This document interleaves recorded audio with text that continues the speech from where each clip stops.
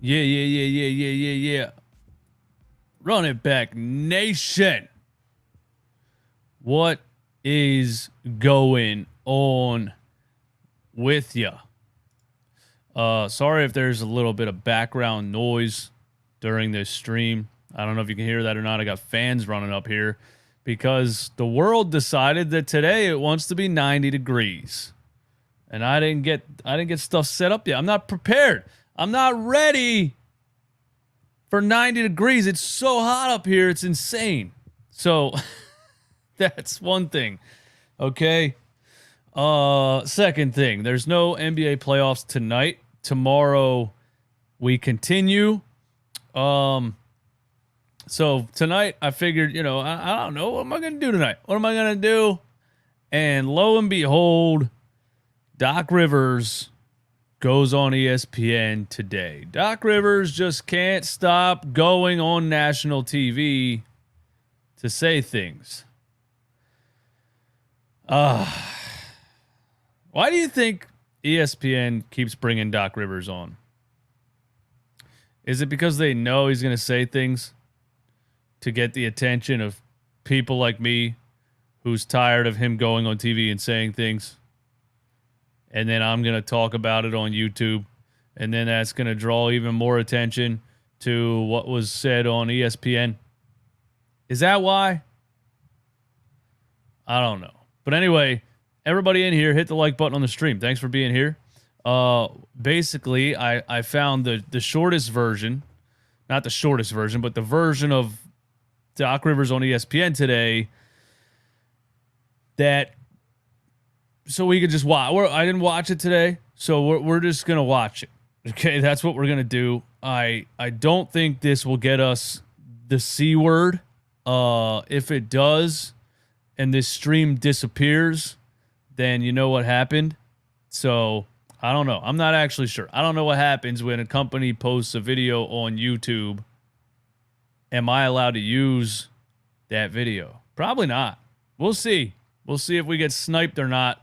Yeah, here you go. The 76ers, they've won 54 games this season, their most in over 20 years. And Embiid and Harden became the first pair of teammates to win the scoring and assist title in the same season since the 80s. Most wins in over 20 years.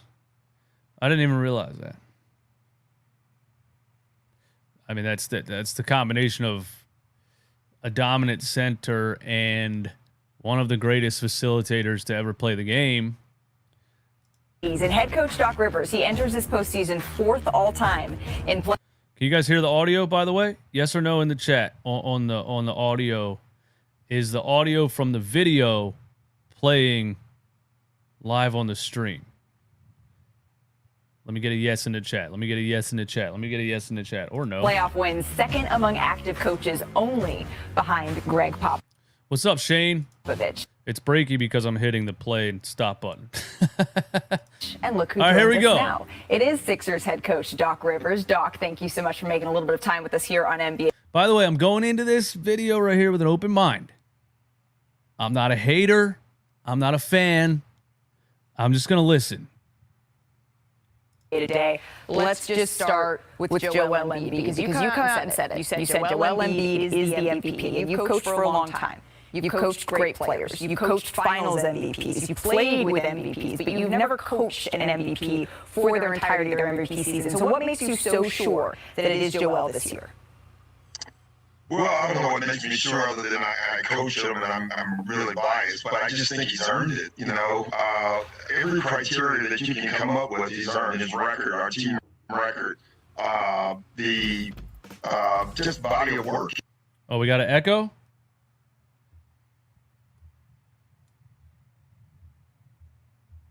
My bad. Tell me now if we got an echo. And look who joins us now. It is Sixers head coach Doc Rivers. Doc, thank you so much for making a little bit of time with us here on NBA Today. Let's just start with Joel Embiid because you come out and said... Is that better? You said Joel... Is the echo gone? Embiid is the MVP, and you've coached for a long time. You've coached great players. You've coached finals MVPs. You've played with MVPs, but you've never coached an MVP for their entirety of their MVP season. So what makes you so sure that it is Joel this year? Well, I don't know what makes me sure other than I coach him and I'm really biased, but I just think he's earned it. Every criteria that you can come up with, he's earned his record, our team record, the just body of work. A lot of times they say a lot of these awards are won the year before or the year before that. Well, he's been second the last 2 years, and he keeps getting better. His numbers are better than last year. Back-to-back scoring titles. At I agree. times where at the beginning of the year we had all these injuries, See, me and Doc agree on things. and he kept us afloat. And he's done everything from a coaching standpoint, Malika, that I've asked him to do to improve on, being finding a position where we decided on the nail on the elbow as a closer, being a better passer. I agree with that. And Doc did have, Joel. Doc does have Joel on the elbow a lot more than you've seen him, before Doc got here. So I'll give him credit for that. And Joel gets a lot more ISO situations, I think, under Doc. But again, you're comparing it to a coach who literally had no idea what he was doing ever. So Career high in assists for him. So he's just doing everything. And I think that I said this last year about him. His dominance defensively at the end of games still, to me, is underrated. So, yeah, I mean, did we just become best friends? I like that. I like that part. His defense at the end of games is definitely underrated. This has already been made. The votes are already in. Right. And so I just think it's time. I knew I was going to agree with Doc on the MVP thing. And I think he will.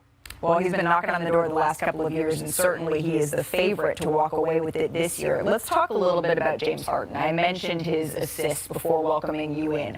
What do you think has been the biggest challenge and then the biggest reward of coaching him? Winning $3 Eastwood and Doc agreeing. How do you feel about Harris and the Commanders? I'll talk about that in a couple minutes. deal. It's kind of breakfast that really sticks with you.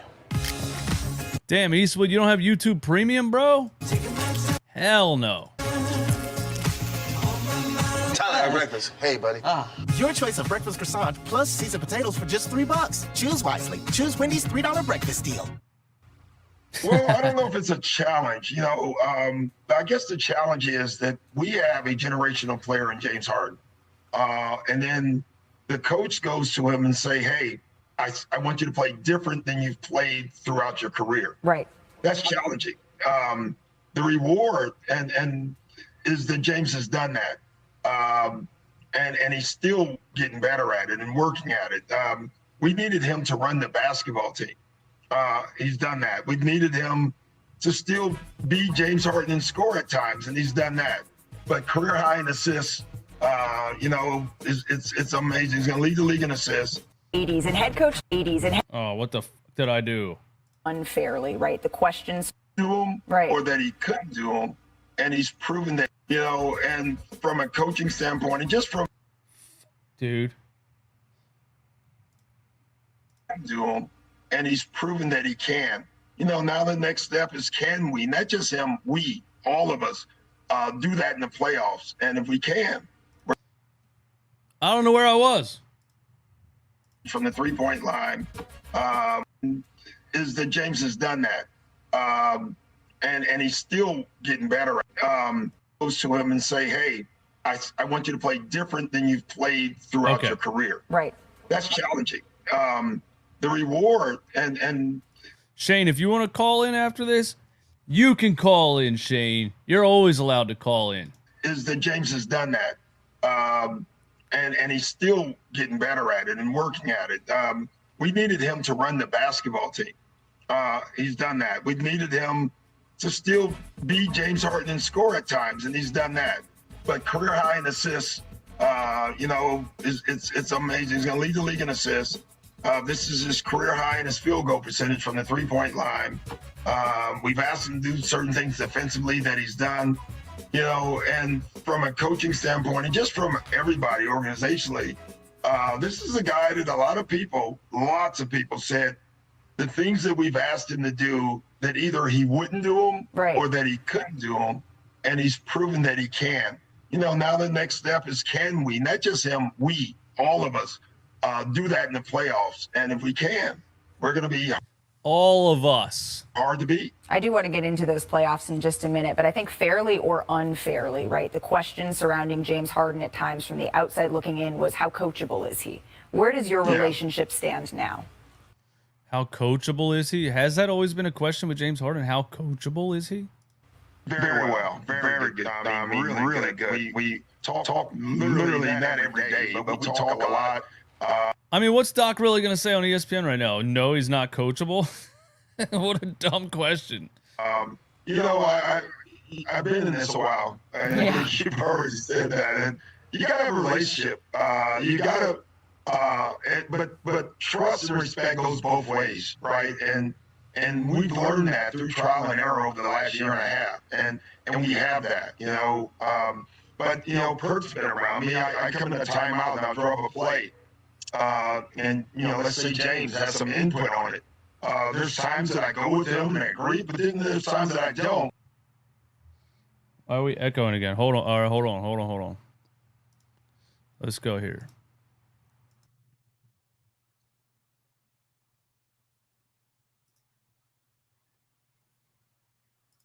And we have to be okay with both.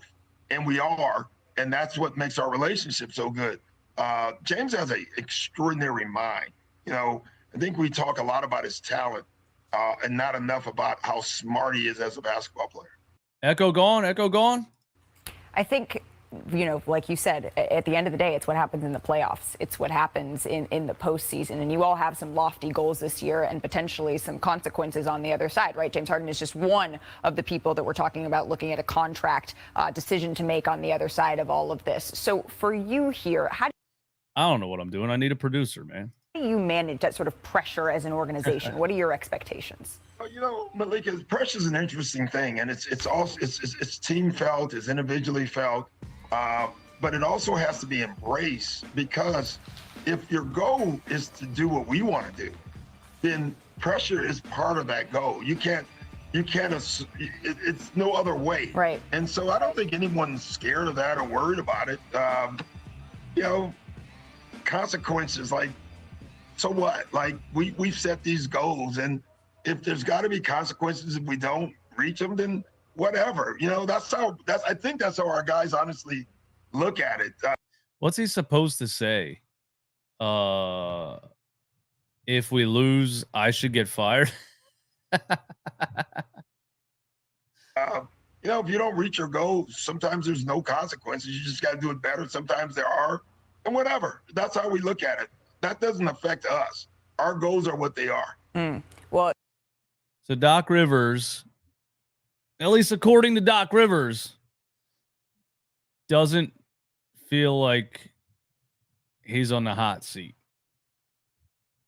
you've had teams like this, right? You've had star groups before, and you've had star groups where you've gone on to win it all, and you've had star groups where you've fallen short, right? I'm looking at Boston. I'm looking at Los Angeles. What group does this one that you have right now, does it feel more similarly to one or another?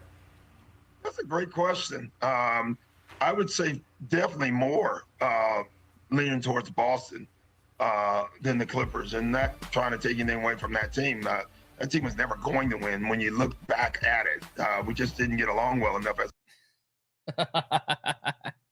This is the part that has players already kind of coming at him on Twitter. He basically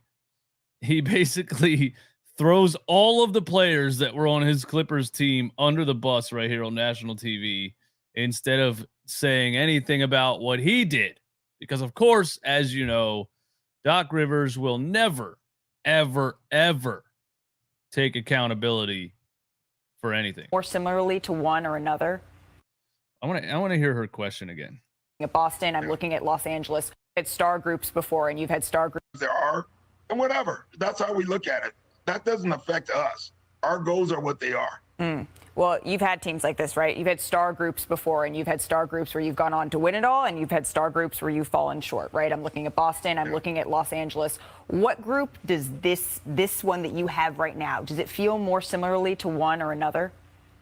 That's a great question. I would say definitely more leaning towards Boston than the Clippers, and not trying to take anything away from that team. That team was never going to win. When you look back at it, we just didn't get along well enough as a group.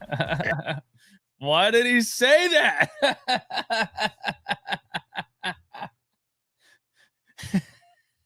That team was never going to win. We just didn't get along well enough as a group. I don't understand why he said that. We just didn't get along well enough as a group. Do you think maybe the person in charge of the team, the culture, the message being sent has something to do with everyone getting along? I mean, what? And you can't win without cooperation. That's the only way you can win. And obviously better play. But this team is deeper. This team reminds me a lot. You can't win without cooperation. Paul George wouldn't do what I told him to do. Blake Griffin wouldn't do what I told him to do. And obviously better play. But this team is deeper. Going to win. When you look back at it, we just didn't get along well enough as a group. And you can't win without cooperation. That's the only way you can win. And obviously better play. But this team is deeper. This team reminds me a lot. The Sixers team is deeper than that Clippers team? Come on, Doc. I was born at night, but it wasn't last night. Out of Boston, we've added some late pieces to our team, like the Boston team. We get along. It may be the right time too. You know, for teams to win, it has to be the right time for all the players and everybody to want to give up themselves and give themselves to the team. So it may be the right time for this group. So for you, what is the threshold for success this season? Oh, good question, Malika. Well, what you think it is, you know, like I get it. I get what, you know, and you have to have humility, right, in life. And you have to give Milwaukee their flowers, and you have to give it to the Celtics as well. Milwaukee's a world champion, and that's something we're not, and we have to learn how to be that. So they have an advantage there. Boston went to the finals last year. And so right now, in a lot of ways, they should be the favorite because they won the East last year. I think they are the favorite. We've done none of those two things. So we're the odd guy out of the mix. No one's, you know, I laugh at if the Sixers don't make it past the second round, they're a failure. But no one's picking the Sixers to make it past the second round. Sure. It's hilarious in a lot of ways. Okay. All right. Let's back up here. Let's back up here.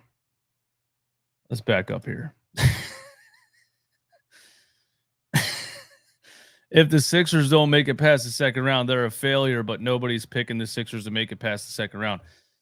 Yeah, that is true. That is true. But that's not, he's making it sound like people that are saying this are stupid.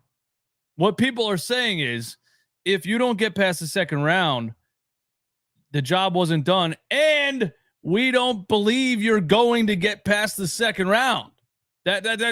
We're allowed to say, if you don't get past the second round, it's a failure, and we don't believe you're going to get past the second round.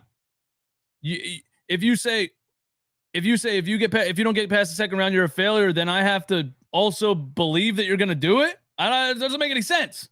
Doesn't make any sense. The second round, they're a failure, but no one's favored because they won the East last year. We've done none of those two things, so we're the odd guy out of the mix. No one's, you know, I laugh at if the Sixers don't make it out of the second round, we're a failure. Sixers don't make it past the second round, they're a failure, but no one's picking the Sixers to make it past the second round. Sure. It's hilarious in a lot of ways. You know? And also, why isn't anyone picking the Sixers to get past the second round? Doc, is it because in 21 years you've only gotten past the second round 3 times? Is that why? You know, you can't have them both, but we want that. We want that. Like, we want the pressure of that, and we're willing to go through whatever it takes to get that. Okay, Doc, answer this question very carefully. Is Joel Embiid the best big man that you've ever coached? Let's think about big men that Doc Rivers has coached before and try to guess what he's going to say here. Is Joel Embiid the best big man that you've ever coached? Well, Joel Embiid is the best big man since Shaquille O'Neal in 2000. Who was even on this championship Boston Celtics team? Kendrick Perkins at center? I'm pretty sure Kevin Garnett was the MVP of that team, and he was a power forward, right? I don't consider that. Do you consider that big man? Do you consider that big man? Wait, are we saying Kevin Garnett's better than Joel Embiid? Wait a minute. Okay. More accomplished. And by the end of his career had more accolades. But who's a better player? Kevin Garnett or Joel Embiid? Come on, bro. Come on. KG was very nice. But let's be serious here. Did KG average 33, 10, and 4 on 55% from? Come on, bro. Did KG lead the league in scoring back-to-back years? Come on. I like Kevin Garnett. Embiid's a better player. I'll take them both. But if you're telling me to choose one, come on. You know what I'm doing. But anyway, who's the best big man you ever coached? I don't know if he says KG right here, but if he does, I understand why. He won a championship with him. Oh, after Perk. I was like, answer it carefully. After Perk. Oh, they put Perk on the screen. That's funny. Going with Joel Embiid. That's a good answer. Well, here he is, Kendrick Perkins. Hey, that's what I'm talking. Hey, Embiid forever. Doc, you got to be careful because we are petty on this show, especially Malika, and they try to trap you into things like this. But I'm glad Malika brought up the Boston comparison because I want to ask. Yeah, Kevin Garnett was a good piece, but Kevin Garnett wasn't an MVP level 33 point per game player. Sure about. Like, when you look at this team, you know what Embiid and Harden and Max and PJ is going to bring to the team. He said after Perk, it's Joel Embiid. He was joking. I think. And I would hope so. To ask you about, like, when you look at this team, you know what Embiid and Harden and Max and PJ is going to bring to the table, even Tobias. And when I look at the bigs that you have, what's Tobias going to bring to the table, Big Perk? Please tell me.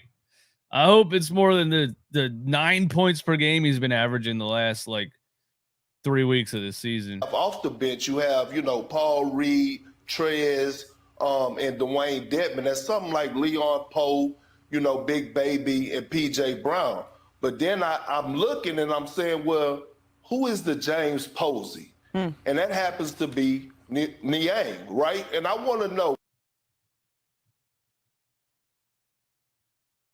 Bruh.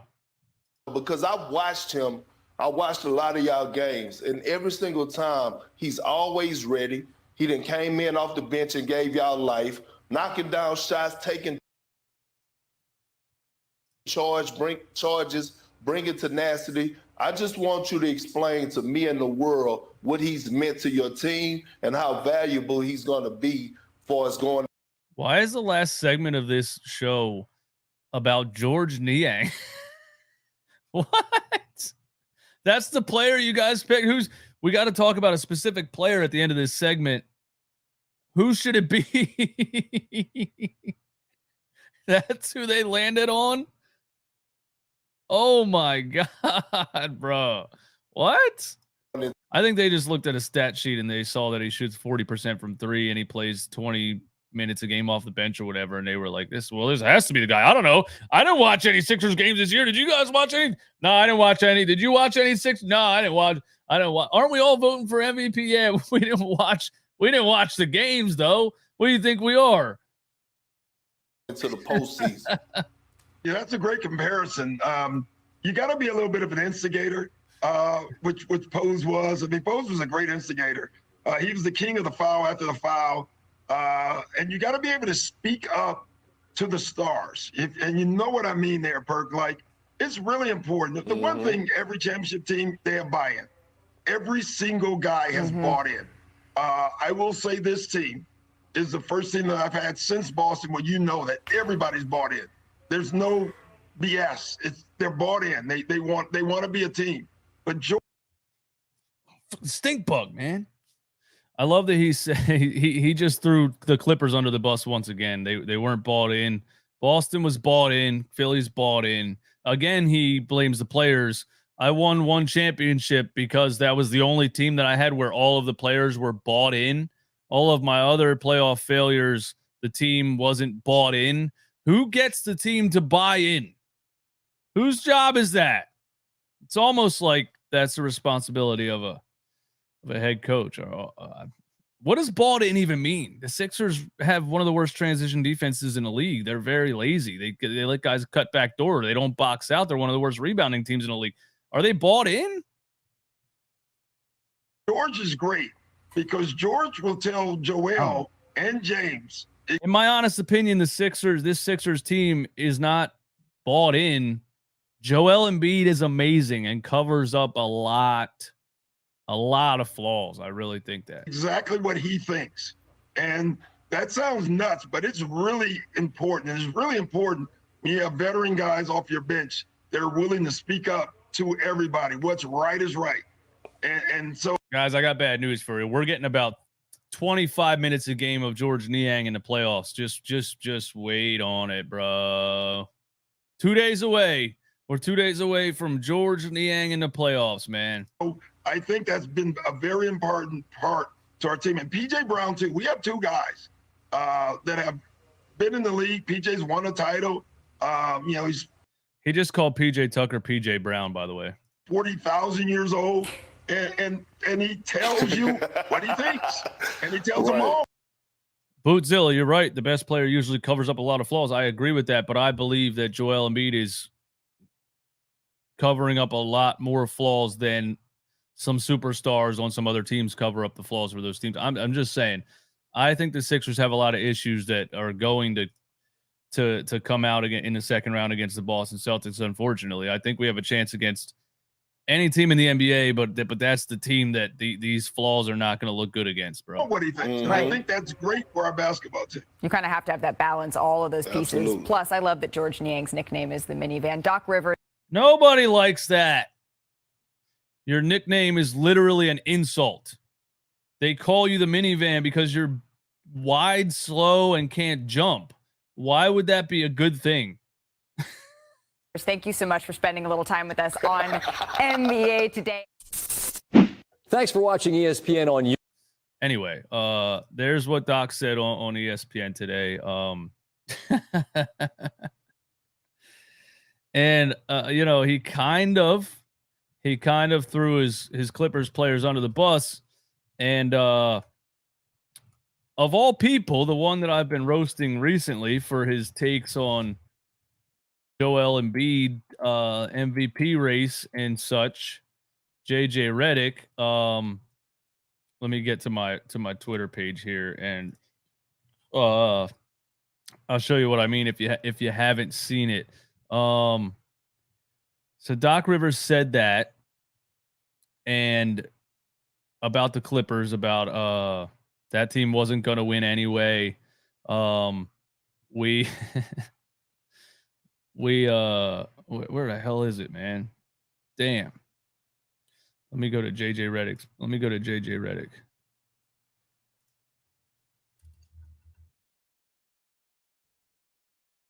JJ Redick. Doc Rivers said that Clippers team wasn't going to win because they didn't get along. Stop screen. Share screen. And let me go here. So JJ Redick, you guys tell me in the chat what this means. Let me. NBA Central. That team was never going to win. When you look back at it, we didn't get along well enough. JJ Redick, who was on that team, retweets it and says, "This is what dreams are made of." What does that mean? What does that mean?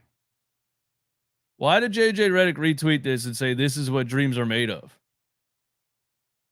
Doc Rivers says that team was never going to win. When you look back at it, we didn't get along well enough.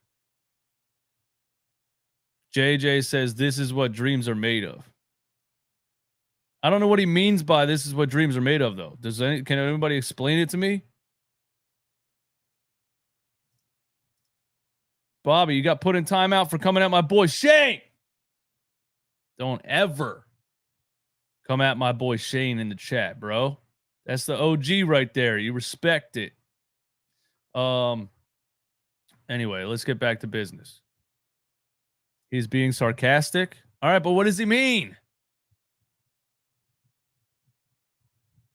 What does he mean? Trying to be edgy and cool again? I don't know what it mean. What does it mean? This is what dreams are made of. Is he saying he dreamt that eventually Doc Rivers would say this team didn't get along? I don't understand. It means Doc Rivers doesn't deal with reality.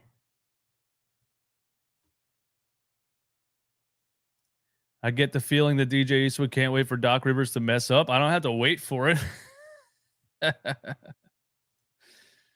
He's happy that he can make more content about the comment. Oh, is that what that means?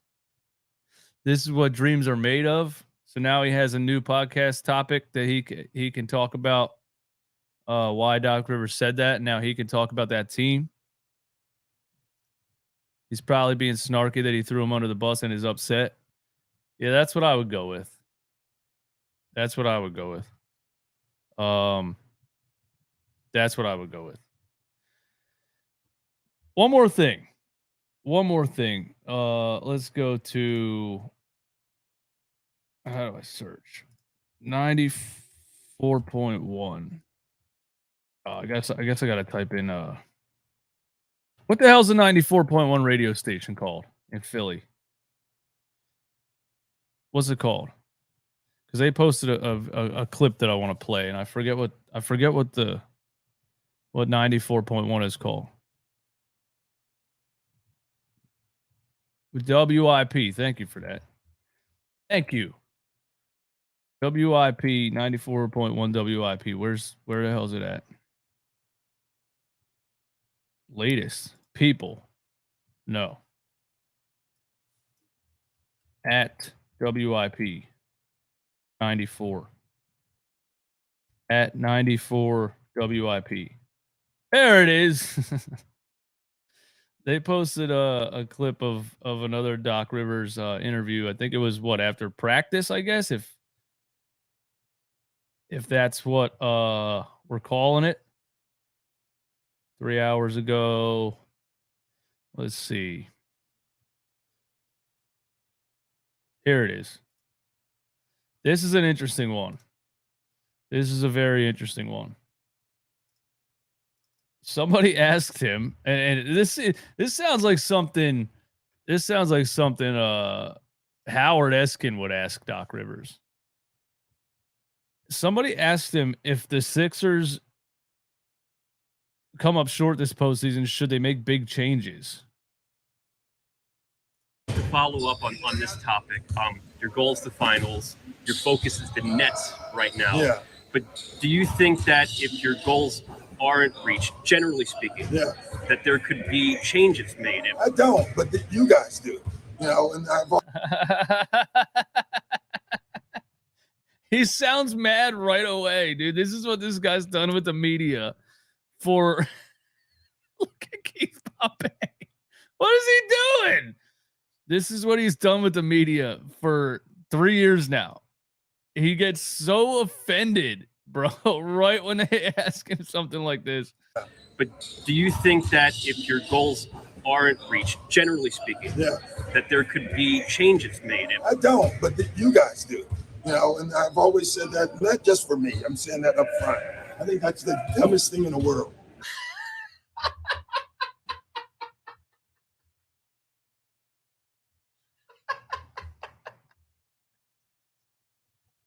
I'm so glad I waited to play this, bro. Somebody sent it to me, and I was like, I'm not pushing play until I'm doing it live. Why did he say that? I think teams making look at his face. I can't even hit play, man. I can't breathe. Why did he say teams making changes when they come up short is the dumbest thing in the world? Is that what he said? I don't, but you guys do. You know, and I've always said that, not just for me. I'm saying that up front. I think that's the dumbest thing in the world. Okay, you don't make it to the finals, so let's blow the whole team up. You know, No, Doc. If you don't make it out of the second round for 3 years in a row, you get fired. Not one time if you don't make it to the finals, you blow the whole team. We're talking about 3 years of the same thing after 4 years of the same thing before that. But nice downplay. Nice downplay. so let's blow the whole team up. You know, I use this as an example, and it's a great example. If Kevin Durant's foot is 1 inch back, they change coaches. What a dumb thing that would have.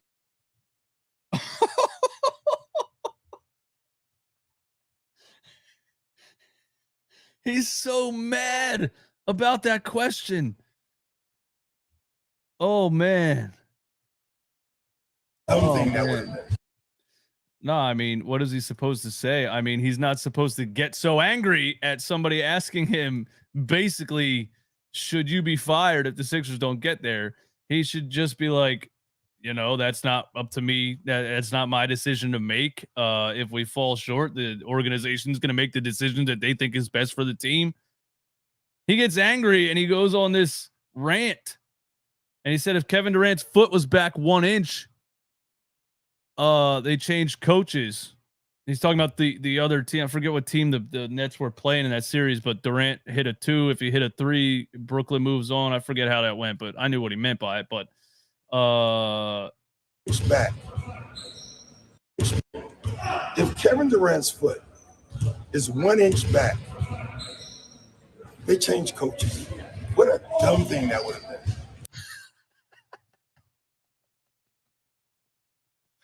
Doc Rivers thinks NBA teams firing coaches is dumb.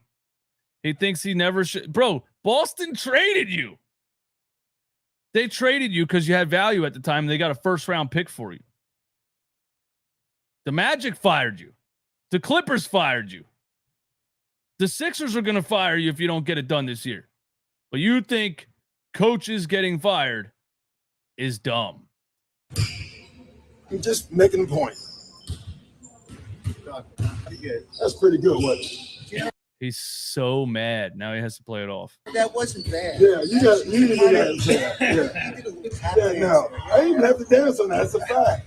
And I don't know that, honestly, but that's what everyone said. So, Bro, he was heated. He was heated. Anthony Haynes in Doc's mind, he's Greg Popovich and above criticism. Yeah, he is.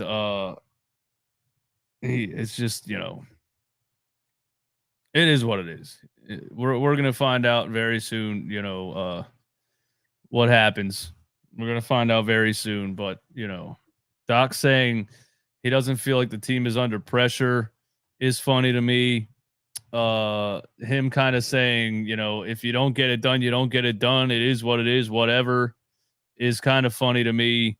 And then him getting mad about that question and basically saying it's dumb for the NBA. It's dumb for NBA coaches to get fired if their team doesn't succeed. But he's been fired twice and traded.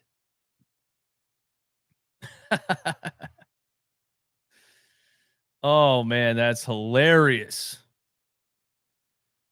Yeah, that's all I got. My guy Shane, what's up, bro? I'm gonna post the link in the chat, bro. All you gotta do is click this link right here. You come right up on the show, man. There's the link. I'll pin it to the top. Can I pin it? I can't pin my own. I can't pin my own. Can't pin my own link. Guess I got to put it in the description. Hold on. Let me put it in the description.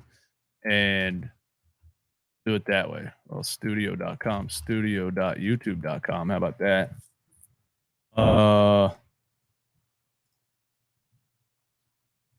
Can I put it in the description? I don't even know.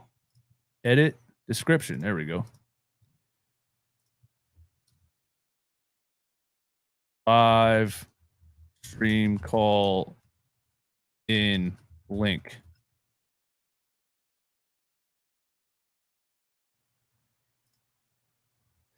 There, I think I put the link in the description.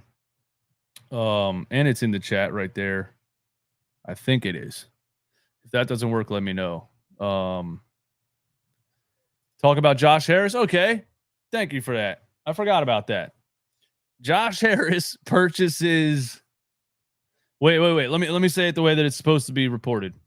A financial group led by Josh Harris purchases the Washington Commanders for $6 billion. $6 billion. First of all, shout out to, I guess, Dan Snyder for making $5.2 billion off of the Washington Commanders, and they've never sniffed anything since he's owned the team. They've been awful. They've been terrible. He bought the team for $800 million. He sold it for $6 billion. The Washington Commanders, Redskins, whatever you want to call them, were never even close to being good. And this guy made $5.2 billion. So, and they forced him to sell. So he was like, what are you talking about?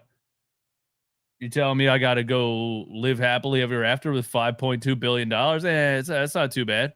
That's not too bad. I'll go do that. But what I want to say is that when it comes to Josh Harris, is that Josh Harris is just a businessman. Sometimes in sports you get lucky and you get an owner that is a fan of the sport. You get an owner that was just a rich guy who was a fan of basketball, so he wants to own a basketball team. Mark Cuban, the dude out the Clippers owner, some other guys that are fans of the team, and that's fun. I don't know if that equals winning or not. When did the Mavs win last? Dirk Nowitzki, 2011. But Josh Harris is just a businessman. Here's what Josh Harris did. He bought the Sixers when they sucked.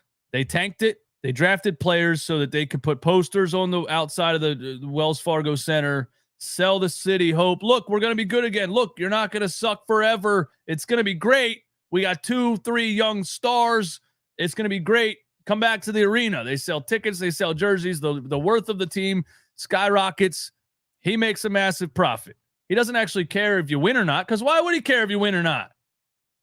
People keep saying this, like, we got to get this owner out of here. He doesn't care about basketball. He doesn't care about winning. Of course he doesn't care about winning. He's not here because he likes basketball. He's here because him and his rich friends wanted to make a couple more $1 billion so they could then take that to go make more $1 billion. I don't know why. It's an ego thing at that point. It's not like he needs money for something. It's just he just wants to be the richest man in the world, I guess. But yeah, Josh Harris doesn't care about sports. He buys things to he buys investments to make a profit, and that's what he did with the Sixers, and that's what he's going to do with the Washington Commanders. It just is what it is. You can't be that mad. The only thing that sucks about it is that the owner is in charge of things.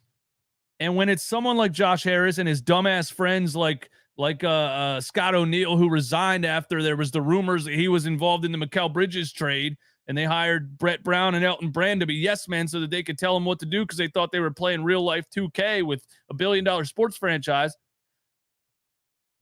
That's when it becomes a problem, because Josh Harris is then in charge of hiring a coach, and he just says, oh, Doc Rivers, I know that name. That's, if you asked me to name a couple coaches off the top of my head, he'd probably be one of the 2 or 3 that Josh Harris could name at the time. So he thought, oh, he's a great legendary coach. We got to get him. So he brought him into a meeting, 5-second lunch dinner or something, and hired him for 5 years, $25 million. Didn't even ask him a question, probably. So that was a problem. Somebody that knew a little bit more, maybe would have been like, no, we need a younger guy, somebody that maybe played the game in the 3-point era, somebody that doesn't have the biggest blown lead resume in the history of the sport. But that's my take on Josh Harris. He's a money man. He buys sports franchises. That's what he does. We shouldn't expect a billionaire who made an investment to actually care about the basketball going in the hoop and getting to the NBA Finals. Why would he care about that? If the Sixers start to suck again and they go on a tank, he's just going to sell the team. He already made his profit. That's what it is. Let's get my guy Shane up in here. Hey, DJ. What's up, Shane? Look at Shane. Shane's on the camera showing us the mug. Yes, sir, DJ. I'm excited because this team ain't even as good as the 2001 team, and the reason being is it's not the roster shape up. I mean, part of it is the roster shape up, but it's Doc Rivers. Larry Brown was way better of a head coach than Doc Rivers ever will be. I can't disagree with you on that. Well, why are you comparing it to the 2001 team? Because I'm a big fan of Allen Iverson. Like, I'm a big fan of him. You know, I like to compare Joel Embiid. I'd make it sometimes Kobe AI shot sometimes. Like, he literally turns into like a shooting guard as a center. It's impressive. Yeah. Yeah, one night I was watching the Charlotte Hornets game, and I'm like, oh my God, because he shot the ball, hit the rim, and then it just came right and just sunk right in the net in a foul. So you think the 2001 team had a better chance of winning a championship than this one does? Yeah, I actually do, because I think the head coach was a way better head coach until the Sixers until Josh Harris sells the team and we get a better head coach. Like, Daryl Morey is probably chained up by Josh Harris. Like, let's be honest. Josh Harris is probably like not letting Daryl Morey go around and do what Daryl Morey. If it was up to Daryl Morey by now, I think Doc Rivers would have been fired. I think that because of everything that's going on in the owner, Doc Rivers had to be fired. You don't think Daryl's a fan of Doc Rivers? No, I really don't. Because if you look at it, Daryl was a big fan of the three ball. He's a big fan of getting guys who can shoot threes. That's why when he first came in, he was trying to give it to Ben Simmons, because Ben Simmons wasn't about shooting threes. That's why in Houston he put a bunch of. That's why Houston got as far as they got before they met the Warriors. The reason being, it's because of the three ball and James Harden. Yeah, isn't that why Doc plays a guy like George Niang? You know what I mean? I think Doc puts him out there because he thinks we need a 3-point shooter on the floor, even if he's getting destroyed on the other end of the floor. Which I don't get. Like, me, I get mad all the time because I watch George Niang play on offense. I'm like, yes, but then I watch him on defense. I'm like, come on. I'm like, you're slow. Get off my team. He has to be dropping 30 points because he's going to give up, 30 on the other end. It's just, I don't know. It's annoying to watch. You're just like, I get mad all the time because it's just like Charles Bassey. I'm like, you could have had Isaiah. You had these guys and you cut these young guys. It's like, wait a minute, Dale. If you had a brain, you would keep Isaiah Joe. You would keep Charles Bassey, who gets like 14 blocks a game. You would keep those guys, and you would cut guys that can't play, the old ones. You would cut them and keep the young guys. It just doesn't make sense. You need guys who can be young and balling like Jalen McDaniels. Let's do it this way, Shane. Let's do it this way before you get out of here. It's your bedtime in 7 minutes. Let's do it this way. Give me a Sixers versus Nets first round prediction. How many games does it go, and what's Joel Embiid's stat line average in that series? Okay. So this is what I did. So I did the bracket. I woke up this morning, did the bracket to hopefully get $1 million. Hey, nice. Yeah, I'm not gonna get it because first one I did, Milwaukee's gonna win it all with Memphis in the finals, and I changed my mind and said the Sixers are gonna make it. Yeah, I ain't gonna win $1 million. But I will say this: I see the Sixers winning this series in 4 games. I see Joel Embiid's stat line. So you want to know like the whole series or just like one game? No, his average in the whole series. I think it's going to be probably like 30, 32, 10 assists, because I think he's going to assist like a lot, like Harden. We'll say like 11 rebounds. I see him rebounding a lot, because I see guys like Niang bricking a lot, and then he gets a lot of defensive rebounds. I forget other stat lines. What other stat lines do they do nowadays? I don't know. Assists. Joel's assists. He's averaging 4.5 on the season. Yeah, I'm not a stat nerd. I go by I'm not the swiper cam, bro. I ain't swiper cam. I am not swiper cam. That guy is a nerd. Swipe a Cam getting roasted by a 15-year-old, bro. I don't care about the stats. My stepdad gets mad all the time because PJ Tucker does not put up a lot of points. I'm like, I don't care about his box score. I do not care. He does all the dirty work.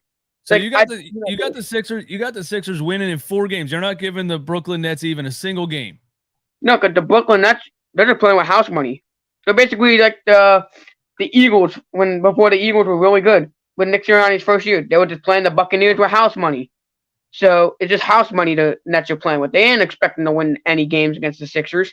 You don't think they'll get one game where the Sixers shoot the ball bad? Joel has trouble passing out of triple teams, and maybe Mikal Bridges and Cam Johnson go off for like 40 and 40. Yeah, I could see that happening.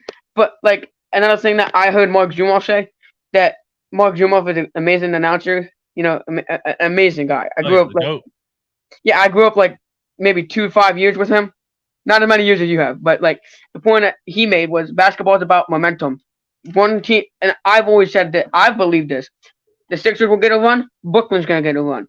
Both teams, plenty of times, will get runs and momentum in the playoffs. But the Sixers, when the Nets get momentum, it's their job to cool them down. You know, cool the momentum of the Nets and get your own momentum going. That's their job. But Doc Rivers is another reason I don't see. I think they're gonna get mollywopped by the Boston Celtics, honestly, because I don't like Doc Rivers. I don't mollywop, Shane. Did you learn that word from me, mollywop? Yes. Yeah, let's go. Shane picking up the vocab. All right, Shane. Yeah. Hey, yeah. Thanks for calling in, Shane. As always, you're the man, bro. I love the energy, and you know ball. You know ball. I know I do. There you go. Sixers in 4, according to Shane, and Joel's going to average 32 MVP. Stop it, Swiper Cam. It's Joel Embiid's MVP this time. Stop being a stat nerd, you nerd. Oh, Shane, man, what a guy, bro. Damn. 76er Universe, what up, man? Yo. How's it going? Things are going good. I just had dinner earlier, and Shane, he knows his stuff way better than I did at that age. Yeah, I didn't know. I was watching ball at 15, but I don't know if I was really analyzing it like that. Yeah. What's up, man? What you got? Oh, so this is like impromptu. Well, I agree with Shane that it's going to be in 4. Like, to me, Joel Embiid, Nick Claxton kind of plays him tough, but Joel, he just dominates everybody. So I think we're going to get that in the interior. And in the scenario where Mikal Bridges goes off, Cam Johnson goes off, and the Sixers have their turnover game, I feel like those are the games it's going to be tight, it's going to be close. But if you look at the Sixers record in clutch games, that was brought up in the Joel MVP thing as well.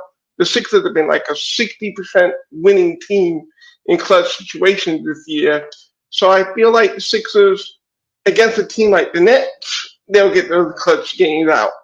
Yeah. Against a team like the Celtics, who knows? Yeah, against the Celtics, I mean, yeah, I don't even know what to think about that yet. I want the Atlanta Hawks to steal like 1. If the Atlanta Hawks could somehow, some way, go on a crazy shooting run and win 2 of those games and make it a 6-game series, that would be good for us. Yeah. And then on the other end, you know, if the Sixers take care of the Nets in 4 games and would have even some games where it's not competitive at all and you get the rest guys in the 4th quarter, that would be even better. That's a perfect case scenario to me. I would still, I agree. I'm still gonna go 5 games because I just know the Brooklyn Nets are gonna have one of those games where they out hustle us, beat us in transition, beat us on the boards, shoot the ball better. Joel will probably still have like 28 and 15 in that game, but I think they're gonna get 1 from us. That's what I would say. But I would love a sweep. Yeah, I think that'd be one word: nice, clean, easy, no injuries. Rushing the start, like you said, 25 minutes, then get on to that second round series. I think the key for me personally, for us making this run, earlier it was talking about whether this team is deep, and I think the answer to that is it can be deep, but it's situational. In other words, Doc is going to have to pick and choose the lineups, where it's like, so the perfect example being Jordan. There's going to be games where he's hot, and in those games, you keep him in. In the games where Jordan is cold, get him up ASAP. Yeah. And the secret weapon is I'm actually impressed by Jaden Springer. And anyone who's seen my tweets, my chat, I roasted the guy, but he developed tremendously where, that Denver Nuggets game where it was all over, they play him in the last final 5 minutes, and this guy is dogging Jamal Murray. Like, holy. And then that game against Atlanta, all NBA guard and Trae Young, by all rights, you have no reason even being in a game against that guy. You play him for like 40 possessions, 9 points, on 2 for 5, 5 turnovers. Jaden Springer, where you could put him in the rotation, we traded Matisse Thybulle for Jaden McDaniels. What if Springer is the new Thybulle?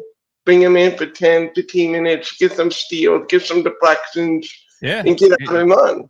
Defensively, he could be the new Matisse Thybulle. He's way better offensively than Matisse Thybulle. I think Jaden Springer can be what you thought Matisse Thybulle could be. I don't think he's as tall as Matisse Thybulle or has the wingspan. Matisse has just a freakish athleticism because of his is a length. bit smaller. Jaden Springer came out at 6'3". But I think you're right.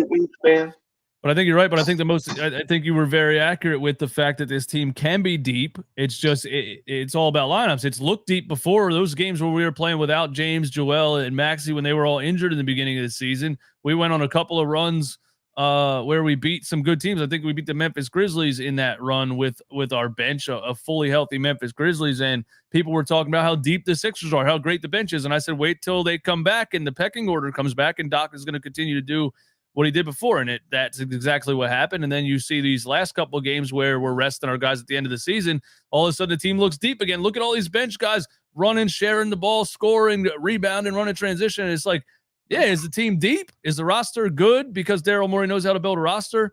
And is it being mismanaged, or is the roster not deep? So I don't know. We're going to find out. We're going to find out. Yeah. One final thing, if I may say, about the whole players sharing the ball and the pecking order thing, I still don't understand why that can't be the case with the first team. Like with Tyrese Maxey, he struggled against Boston, right? Or struggled in certain situations. For me, it's because we keep Tyrese Maxey in the corner.